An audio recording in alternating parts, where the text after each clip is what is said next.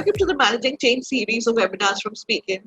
Hope you're all safe and sound in your homes while we continue to bring the world's leading experts to you. Today we have with us Miss Kathy Obear. Kathy, I would just request you to introduce yourself to our audience. Well, thank you so much. Speak Out and Subi. I'm so excited to be here. I live in Denver, Colorado, and have been a college administrator and for 32 plus years an independent social change consultant working with organizations around equity, inclusion, diversity, social justice. So very excited to be here, and also want to send my love and hope that people are safe and well and that their families are safe and well. Thank you so much, Kathy. I think that's one thing that's really required in these times. And how are the cases that you're in Colorado? Are they, too many cases, or is it mostly under control right now? We are still increasing number of cases. Our deaths are more than we should ever have, and nothing like California, New York City, other places in the world.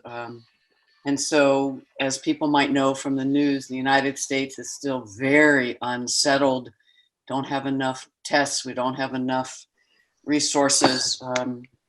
Colorado is one place where our governor is very on top of it. Our people are doing many innovative ways, and far too much death and illness. Hope things improve. It's the same here. The count has increased for the past 15 days. So the second version of the lockdown has increased. Just started, but we're just keeping our fingers crossed that this at least decreases the rate of deaths of people catching the virus now. So fingers crossed. So Kathy, there are a lot of audience with us, so I'll just dive down to my first question to you. What, according to you, right now, how are the state of affairs in terms of organizational change? And how do you think the scenario would look like in 2020? So ironically, there is significant change happening, but none of it planned. And so even 2-3 months ago, the strategies for creating inclusive organizations, employee productivity, teamwork, are probably all thrown up in the air, as the organizations that I work with and that I talk with like this are day-to-day dealing with crises they hadn't expected, financial incredible shortfalls, trying to meet the needs of their clients. I do a lot of work in education, and so especially at universities, they're doing everything virtually and people weren't prepared, maybe not very competent. Schools are closed. So just the constant unexpected crisis management is so different than planned organizational change, as you know. And so it really is calling leaders to be their best selves, to be putting people first. Yes, productivity is important, but we can't have people producing if they are scared, grieving the loss of a loved one, someone's in the hospital, if they themselves cough and they worry they have COVID-19. And so it really is calling, particularly in the West, I believe, to change how we do business, to not have profit the only driver, but to have people and profit better balanced, so we're not exploiting people in these horrible times. Yes, that's one thing that we've all learned. It's not just the profits, that make the world go round. Till you value your people, everything is shut now. What will you do with your profits when people are not there to work with you? So coming down to our question, Kathy, the second one, at a time when all kinds of information are making the rounds, it's very difficult for employees to stay focused and maintain productivity, especially, now that we've all been told to work from home. So do you think, are we really prepared to communicate and keep our teams engaged remotely? So I actually have been talking a lot about this on Facebook and on some ways I just am gathering people to talk twice a week. I'm doing something called Community Connections, which is open literally to the whole world. It's been mostly US and Canadian, just to come and talk about how you're doing. And I'm doing the 8th one right after this. And here's what I'm learning, is that instead of getting on a virtual meeting and let's say, okay, what are our tasks? Let's get going. I really think we have to put people first and do things like, let's just pause and breathe. I want to do some meditative practice. And I'm not saying 30 minutes, though that would be good, but maybe 5 minutes of breathing and reflections. Things like, how are you doing And what are you grateful for? Just breathe. Where do you feel stress in your body? And let's just release it. And so have a team that really comes together in community. And then before you get to the work, realize that the new work is, how are you doing? And literally have time for people to reflect and share. Now, not everybody may want to talk, but until we know who's juggling elder care, that's what we call it in the United States, child care. Our folks, so many of them have young children at home that they have to teach while they're also trying to work. And until we have a human connection on a business meeting and people can hear each other, we're not going to get any work done. People will pretend to work, but they'll be doing other things. And so we have to put this team development. Something else you can do is say, so given how everybody's doing today, here is our agenda. Do we need to shift it? Does something else seem more important? Is it realistic to do all of it? And so as a team negotiate, not the leader, that means the person in charge with the power, they can facilitate, but truly have the team collectively decide, given what's going on, this really seems to be what we need to focus on. And so have collaborative decision making. Now, I apologize, I don't know a lot about India. I do keep up a bit, and so I don't know if anything I'm sharing is useful because it's so Western and so US. But to be honest, what I'm sharing is counter Western dominant culture. And so to have the team collectively take care of each other and then say, so how do we move forward? Other things I think teams can be doing is for the leader to literally have a check-in every morning, whether people come or not. 8 a.m. or maybe because of childcare, 9 a.m. and say, I'm going to be on the call for 30, 40 minutes. I just want to see how you're doing, what you need from me, how I can support you. I think every day the leader needs, and I don't mean just the top leader, this could be team leader, to say, I'm going to record an update or have a live update that's recorded so that you know what I know. Transparency is so critical these days. And so 2 days, the entire organization could be different. And so every morning, maybe even every evening, a 5-minute Facebook Live type thing. This is what I know right now, and I'm sending you all love. People will not be able to do the typical work until they know they are cared for, appreciated, and literally things are changing hour by hour. And so how do we be present with each other, always available on email? Those are some quick ideas I have. And in meetings, I'm closing with meditation as well. Now, I'm not a meditator.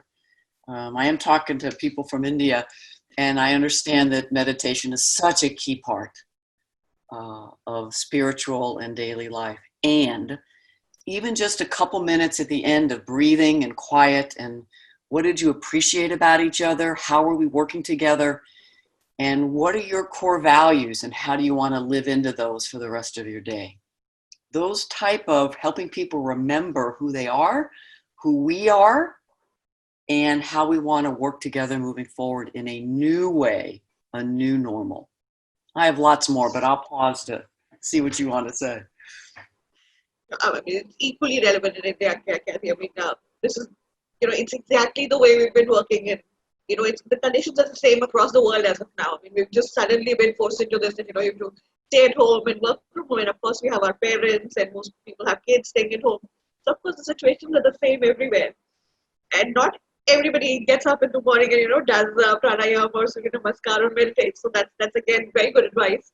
We have to take the time out and, do that, kind of just relax and get into the day. So, thank you for the tips. I mean, they're very relevant, be it India, anywhere else. Those are all very, very, usable tips.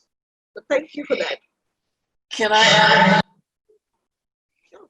You had asked a moment about what I envisioned for 2020, and I had a vision pretty much yesterday, and then I just read, unfortunately, before I was about to go to sleep, how many colleges, which is a lot of what my business is, serving colleges, are probably going to not have in-person classes in the fall. They're going to continue online.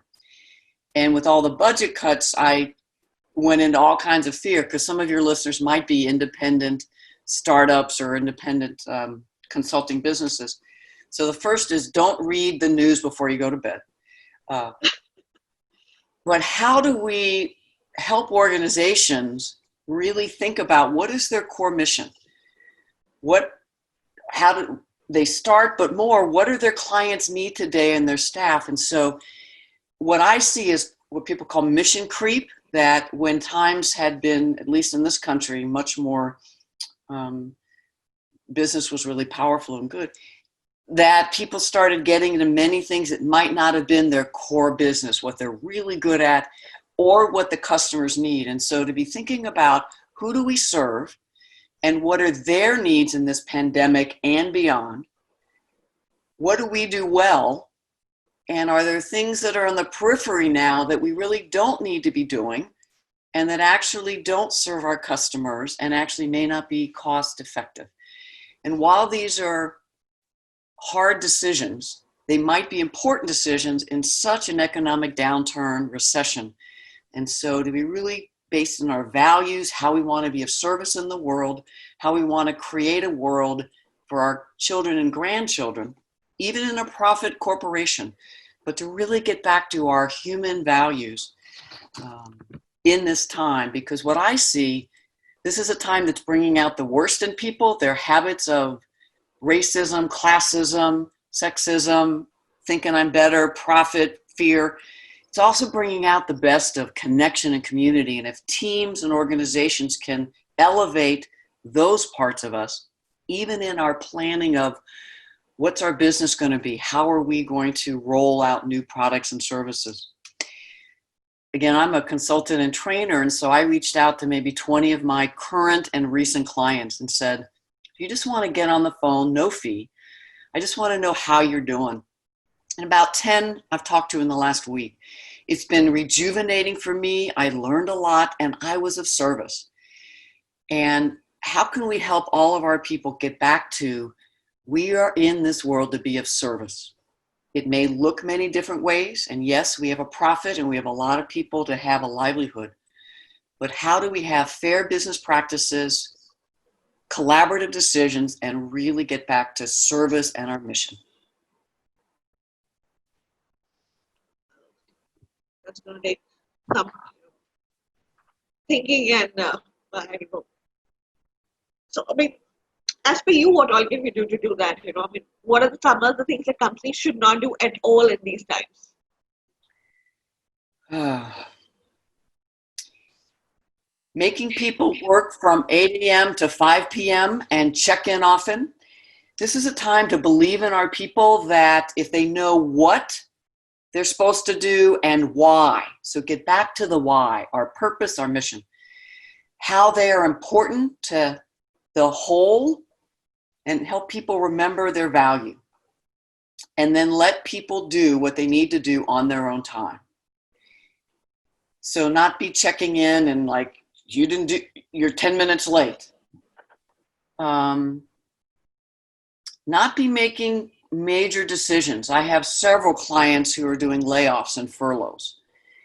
And when I ask them, did you do it with an equity inclusion lens? Meaning, let's look at, instead of first hired, last hired, first fired, let's look at what is our core business, who are our folks, and what's our vision about having an inclusive, equitable organization, who has the competencies we want, even if they're only recently hired, and have a thoughtful process, not a knee-jerk crisis that will get us more money.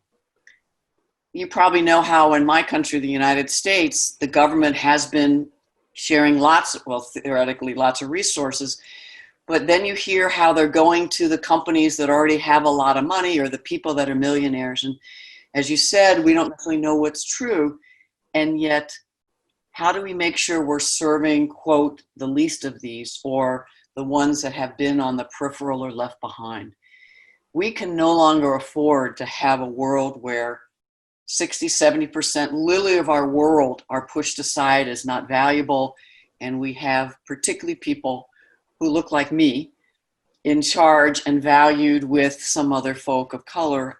We just cannot do this. The wars, I mean, I could keep going. And so if you're in a business, if you're in an organization, How can you today create the future you want tomorrow? Even if your business is a nonprofit, an NGO, how can you live the new values that you think will help us have a sustainable world on all levels? So along the same lines, I mean, how can entrepreneurs or startups who run the risk of shutting down right now, keep their employees motivated? I mean, they also have to be going through this, moral crisis or mental crisis as to how can they sustain themselves. So how do they keep their employees motivated during these times? Your question has me wonder if economically they could go under. And the one idea I had, and I have no idea, I wondered about saying to the folks on your teams and in your business to say, if you are willing to stay with us and you are creative, innovative, and really help us rebuild, then we will give you a piece of the business. And whether it's stock, I don't know what all the finances are, that's not my strength. But I do wonder if in a startup, there could be a way to say, we have to all take a pay cut, or actually, after May 1st, I don't know if we're going to have any pay. But for those that are willing to stay, that have been high performers or commit to being a high performer, then we're willing to negotiate something so that, and we can check in every 2 to 4 weeks to see if it's still working. That was the best idea I could come up with, because a startup, probably 2 or 3 people can't do it on their own. They need people, but we can't have an exploitative situation. So why not think of a collectively owned business? Still, I believe in some type of organization and hierarchy, but there has to be a new way than this very few at the top making 90% of the money and most people paycheck to paycheck living. And so there's got to be another way. And I'm finding that innovative ideas like that one, which is not new, people have been doing it, but most startups probably haven't thought of it.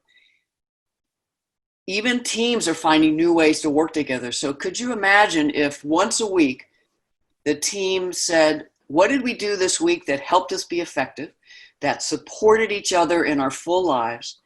And what of that do we want to keep into the new normal, even as we transition when we are able to be maybe more hybrid face-to-face? And how are we interacting now that reflects how we used to, that didn't work back then? Debating, interrupting, 2 or 3 people get listened to and the rest are dismissed. So how can we truly have more collaborative, inclusive working conditions, caring, self-care, community care? We are creating a new normal on so many levels. And so I think every week is not too often to pay attention. What's working? What do we want to do differently? And let's create our future now. Absolutely. I think this time, especially, these questions have come up, and this time, especially, has also been a great equalizer of people. You kind of know, okay, no one person has all of the power, with them, no matter if they're the boss or the employees. So, yes, and I think these questions had to be answered sometime. So better now than later. So employee advocacy does not always meet business realities, especially during the current times. So it is possible that tough decisions will have to be taken by companies. So what advice would you like to give to the employees out there about the reality of the situation? What should they be prepared for? When I saw the term advocacy, I assumed it meant that employees have opinions. If they're unions or workers, they want to be heard. So having employees say to their manager, leader, can we have some open forums, some conversations about what's working and not working? Can we find creative ways to have more community and input across hierarchy? Too many organizations are more of a, again, I don't know the military in India, but in the US, it's historically been very structured. You can only talk to the next person. And many corporations and businesses are still set up that way. We have to blow that up. And so can you have open Zoom forums where people can anonymously share questions, anonymously share concerns? A friend of mine told me a story about how the graduate students in their division, 100 of them, asked to be heard by the dean and the faculty. And they were talking about how the ones that were from their countries are now back in their home countries, but they have to live there and they have to keep their rent here or they'll lose their status. And the ones that are US citizens are also juggling so many things and they've lost their citizenship. So hearing personally, senior leaders hearing from the employees, not hearing as complaining, but how are you doing and what do you need? I think your top leaders need to be having open forums. How are you doing and what do you need and how can we better serve you so you can do your work at least once a week? And there will be, when I hear the millions and millions of shortfalls that already the organizations I work with are having, and it's going to continue. This is just the first major disruption of a pandemic we've had in our country, but so many other countries have had others. I think we need to get prepared for constant disruptions in ways we just haven't. And so employees knowing that being employed my entire life at this place or always working here may not be my future. And so how do I make myself indispensable? How do I show my talent, what I can do, my innovation? How do I show up the best I can? And also know that the leaders are making very tough decisions, but continue to ask, can we have a voice? Can we have a task force? Can we have a cross-section of the organization that helps collect some input before you make decisions? So many folks have not been able to save money in my country. There just has not been fair, equitable monies. And my understanding of most other countries, that's similar. And so I wish I had better hope. But when I see particularly countries that I have visited at different times that do not have the same, that have been colonized over the years and resources have been exploited by my country and other European countries, those countries have typically and are still being exploited, are not in the same financial position as mine. And so my heart, especially as you asked me, gave me the honor to be able to talk, I'm particularly aware of your country and others that while it has shifted a lot, as mine is, there's still high poverty, and many countries have even higher. So I wish I had more answers, but folks that don't have savings, that don't have extended family with resources, that don't have their own business or don't have a food business, I do fear. So what can we be doing, those with resources to support organizations? We have food banks here. I don't know how India works, but the sharing of resources, how do we do that individually and collectively so we can get through this together and really not have the death and poverty that we are facing more and more every day in my country, and I believe accelerated in so many others. Well, thank you for your thoughts, Kathy. I mean, it is bad here, but government has stepped up, and so have several industrialists and big corporates, and most of them have donated very, very open-heartedly, and lots of donations have been made. PM himself has been coming in talking to us every maybe once a fortnight. So people are stepping up. These times tend to bring out the best in people, and we've seen that happening. Most of us are also donating to people who've not been able to work, or the stray dogs or the animals who come here. So at these times, you do see the best of people as well. I mean, the worst, yes, but the best as well. So people have been trying to help, and hopefully we all come out of this alive and safe, and we manage our businesses like we were doing, though not like before, but hope we continue like we were doing. People ask how I keep going, and your last question of advice.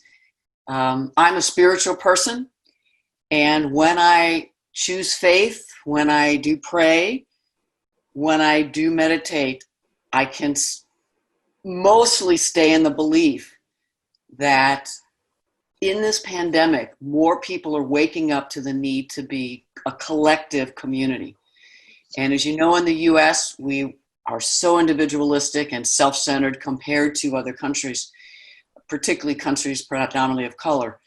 And so I hope in my country, other predominantly white countries and other countries that have a more capitalistic profit, that we're waking up to, we are all in this together. We are one.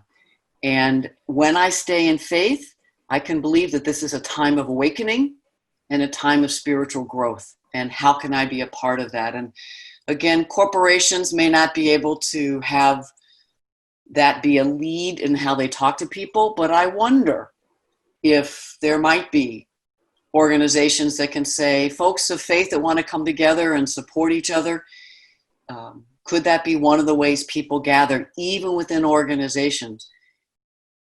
I just wonder. I know our school systems probably have to have a church-state separations, but can you reach out to people if that's a part of how you find purpose, love, service? And just to really support people's well-being and health and self-care, and know that it's going to take resilience, and together we have to move together to get through this. That's the best possible advice. Just be resilient and fight it. We've fought out worse before, and this also will pass. Yeah. So Kathy, just to go back to my question, do you think the trend of working remotely would stay after this, after the pandemic is over? I'm planning for that. So folks who are in my kind of business, I'm developing even more virtual courses. I'm writing my 4th book, so I am doing even more webinars. I think now that more people are able to work, have to work at home, but they're realizing the benefits of that. In our country, many people have asked for it and many companies have been resistant. And so as people now might have more technology, internet, I'm much more productive when I can close my door and I'm working at home without. So I know people are much more productive when they are at home, and their children and other family responsibilities are also able to be doing what they're doing. So yes, I think it's going to be a hybrid, that a combination of work from home as well as face-to-face. But as companies and organizations get better at doing virtual trainings, virtual meetings, and to realize that when people don't have to commute and don't have to waste that time in meetings that are unproductive and unneeded. Maybe a benefit of this time is people realizing we don't have to have an hour meeting we can do things faster so that people can be working on projects, maybe with the partner they need to, but do we really need to have? And so recognizing what's vital, what's critical to our effectiveness, and so much of that could be work from home. I also think people are going to realize that people with elder care, child care responsibilities do need more flex time. And if you want to keep your top performers, your best employees, and develop your middle employees into high performers, meeting their needs so that they can be productive, a hybrid, some at home, some in person, and more virtual.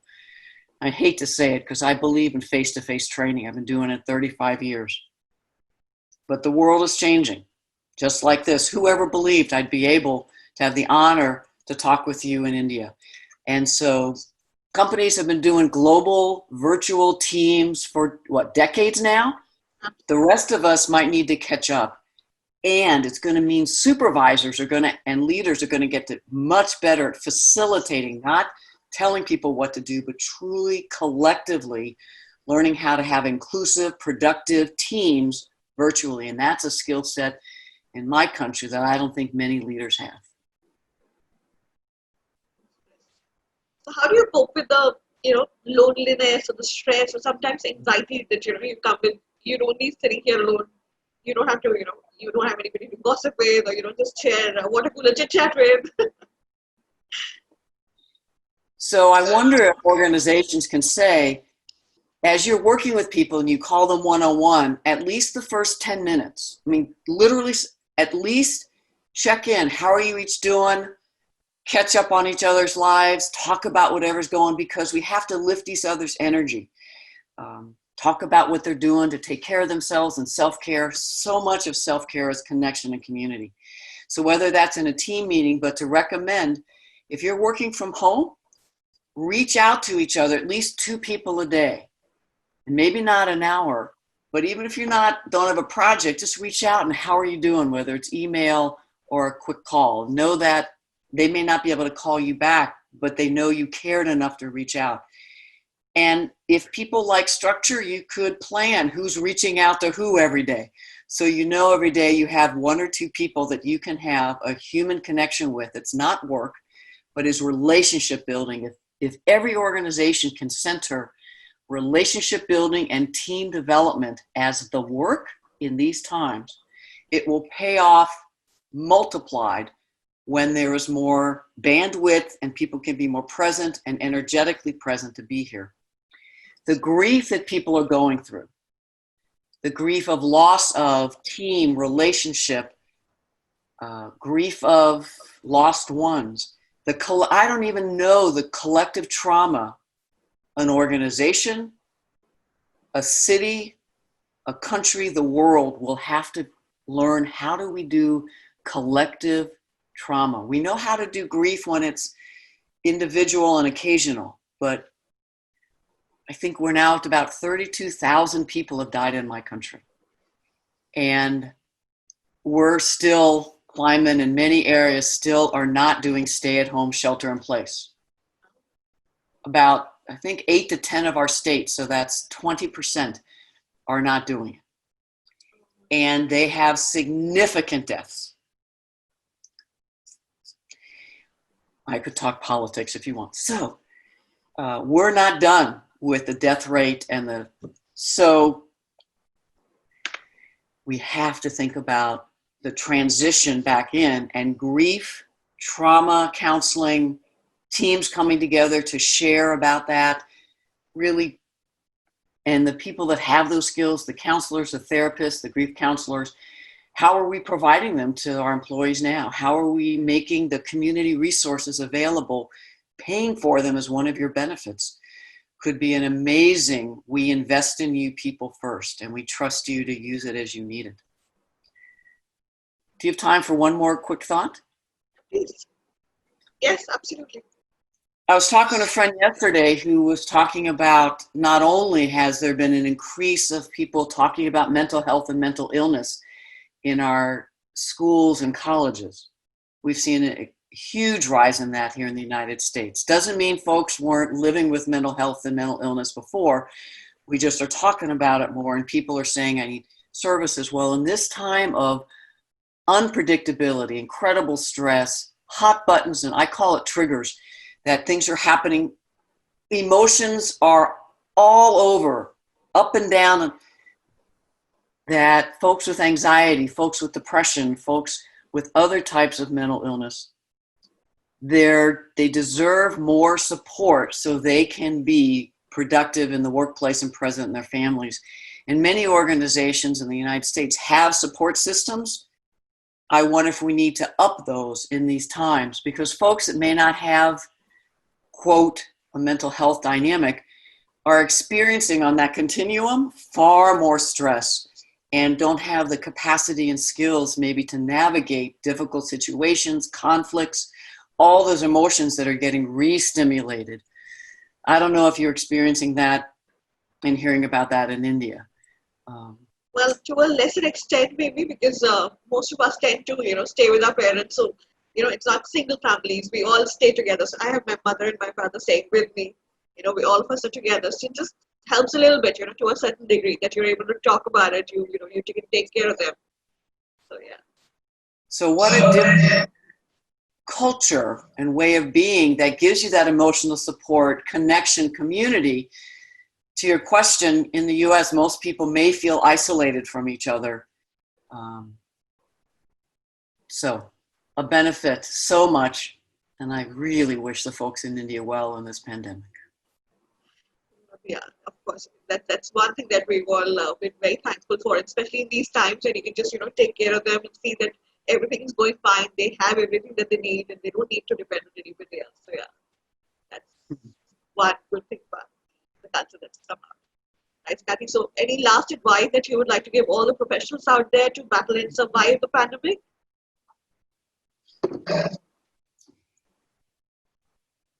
I realize this morning I need to do this. So as I'm recommending that businesses and organizations, what is your core purpose? And how is what you're doing related to your dreams and your vision of how you want to be of service? I realize that's what I need to do individually. And so there might be people in organizations and individually that are asking, am I living the life I want to be living? Yes, it helps me pay the bills, helps me take care of my family, but are there dreams that I haven't realized? And are there ways I can also provide for myself and others and live closer to my core values and how I want to leave a legacy in the world? And in frightening times like these, most folks want to hunker down and listen to those whispers. And maybe this could also be a time to explore, what is my purpose in life? How do I want to, is there a business I want to create? Is there a different kind of work I want to do? And listen to those. Not saying make decisions right away, but for folks who are laid off, for folks who do see that their business is shutting down, it could be an opportunity to, again, get quiet, meditate, and just keep taking notes and journaling of who'd you want to be when you were younger, and what ideas have you always had that you said, no, that doesn't make money. Well, the world is changing so fast, and so many people are entrepreneurs, and there's so much need that businesses don't meet anymore.